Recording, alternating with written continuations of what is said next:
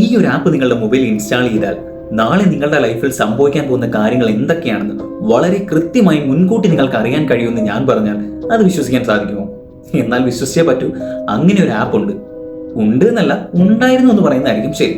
2019 റെഡിറ്റിലും അതേപോലെ ചില Telegram ഗ്രൂപ്പുകളിലും anonymous ആയി ഒരു ആപ്പ് പ്രത്യക്ഷപ്പെട്ടു. വളരെ വേഗം തന്നെ അത് മറ്റുള്ളവരിലേക്ക് സ്പ്രെഡ് ആവുകയും ചെയ്തു.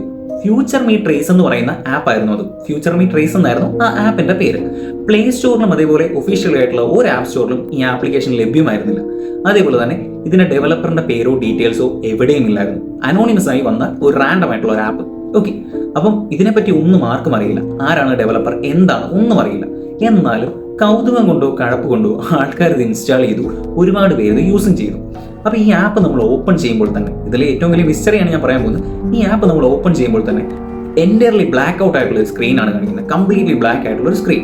ആ സ്ക്രീനിന്റെ നടുവിലായിട്ട് ഒത്ത സെന്ററിലായിട്ട് ഒരു ടെക്സ്റ്റ് ഉണ്ട്. ചെക്ക് എന്നാണ് ആ ടെക്സ്റ്റ്. ഓക്കെ, അതിൽ നമ്മൾ ക്ലിക്ക് ചെയ്ത് കഴിഞ്ഞാൽ ഇനി നമ്മുടെ ലൈഫിൽ സംഭവിക്കാൻ പോകുന്ന ചില കാര്യങ്ങളെ പറ്റിയുള്ള ഷോർട്ട് പ്രഡിക്ഷൻസ് ഈ ആപ്പ് നമുക്ക് തരും. ഓക്കെ, അപ്പോൾ ആദ്യം ആൾക്കാർ അതിനെ ചിരിച്ചു തള്ളി. കാരണം ചില പ്രഡിക്ഷൻസ് ഇങ്ങനെയായിരുന്നു: നാളെ നിങ്ങൾക്ക് പ്രധാനപ്പെട്ട ഒരു ഫോൺ കോൾ മിസ്സാകും. അതേപോലെ നിങ്ങളുടെ പാസ്റ്റിൽ നിങ്ങൾക്ക് വളരെ പ്രധാനപ്പെട്ട അല്ലെങ്കിൽ നിങ്ങൾക്ക് അത്ര ഇമ്പോർട്ടൻ്റ് ആയിട്ടുള്ള ഒരാൾ നിങ്ങളുടെ ലൈഫിലേക്ക് തിരിച്ചു വരും.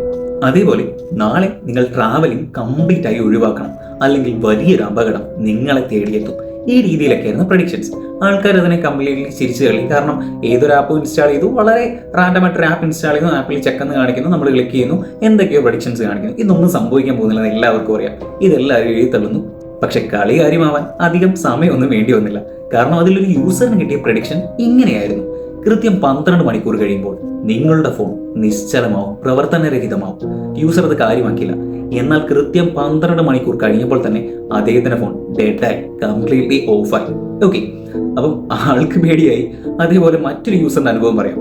മറ്റൊരു യൂസർക്ക് കിട്ടിയ പ്രഡിക്ഷൻ ഇങ്ങനെയായിരുന്നു: ഇന്ന് രാത്രി എന്ത് സംഭവിച്ചാലും നിങ്ങൾ നിങ്ങളുടെ വീടിന്റെ കതക് തുറക്കരുത്. ഇതായിരുന്നു അദ്ദേഹത്തിന് കിട്ടിയ പ്രഡിക്ഷൻ. രാത്രിയായപ്പോൾ തന്റെ വീടിന്റെ ഡോറിൽ ആരോ നോക്ക് ചെയ്യുന്നത് കേട്ട് ഈ പ്രഡിക്ഷനും കാര്യങ്ങളൊക്കെ മറന്ന വ്യക്തി നേരെ പോയി ഡോർ ഓപ്പൺ ചെയ്യുന്നു.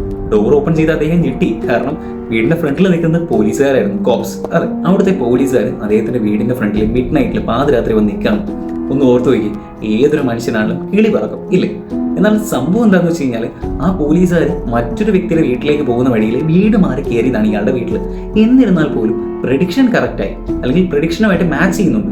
സോ സ്വാഭാവികമായിട്ടും ആളുകൾ ഇതിനെ പേടിക്കാൻ തുടങ്ങി. ഇതുപോലെ ഇതിപ്പോൾ ഞാൻ 2 എക്സാമ്പിൾ പറഞ്ഞുവെങ്കിലും ഇതുപോലെ മറ്റൊരുപാട് പ്രഡിക്ഷൻസ് കറക്റ്റായി വരാൻ തുടങ്ങി. സോ ആളുകൾക്ക് ഉൾഭയം തുടങ്ങി, ആളുകൾക്ക് പേടിയാകാൻ തുടങ്ങി. പലരും ഇത് അൺഇൻസ്റ്റാൾ ചെയ്ത് കളഞ്ഞു. പക്ഷെ എന്നിട്ടും ഇവരെ ചുറ്റിപ്പറ്റി ചില വിചിത്രമായ സംഭവങ്ങളൊക്കെ സംഭവിക്കുന്നുണ്ടായി. പലരും ഇതിനെപ്പറ്റി പല അസംഷൻസും പറഞ്ഞു. ഇത് ഒരു അഡ്വാൻസ്ഡ് ആയിട്ടുള്ള AI പരിപാടിയായിരിക്കാം, അല്ലെങ്കിൽ ഇതിൽ അത്രയും ഹൈലി അഡ്വാൻസ്ഡ് ആയിട്ടുള്ള ഒരു AI ഉപയോഗിച്ചിരിക്കാം. അതല്ലെങ്കിൽ മറ്റൊരു കോൺസ്പിറസി തിയറി എന്ന് പറയുന്നത് ഒരു പക്ഷേ നമ്മളുടെ ഡേറ്റ, നമ്മളുടെ ബിഹേവിയർ പാറ്റേൺസ് മനസ്സിലാക്കാൻ വേണ്ടിയിട്ട് ഇറക്കിയിരിക്കുന്ന ഒരു സംഭവമായിരിക്കാം ഇത്. അല്ലെങ്കിൽ ഈ ആപ്പ് ഡെവലപ്പ് ചെയ്ത ആളുകൾ തന്നെ ടാർഗറ്റ് ചെയ്ത ആളുകൾക്ക് പ്രഡിക്ഷൻസ് കൊടുക്കുകയും അവരെ ടാർഗറ്റ് ചെയ്തിട്ട് ഈ കാര്യങ്ങൾ ചെയ്യുകയും ആവാം എന്നുള്ള രീതിയിലുള്ളൊരു അസംഷനും ഉണ്ടായി. എന്നാൽ ആർക്കും തന്നെ ഈ ആപ്പിനെ പറ്റി കൃത്യമായിട്ടൊരു ഐഡിയ ഉണ്ടായില്ല.